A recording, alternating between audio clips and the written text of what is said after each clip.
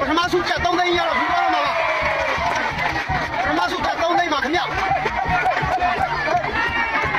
ထမဆုချက်3သိန်းပါခင်ဗျရတော့မှာပါခင်ဗျမလိုတော့ပါဘူးခင်ဗျမလိုတော့ပါဘူးခင်ဗျမလိုတော့ပါဘူးခင်ဗျ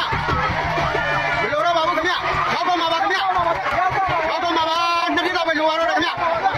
နှစ်နှစ်လောက်ပဲလိုရတယ်ခင်ဗျဒေကြပါပြီခင်ဗျပထမဆုကတော့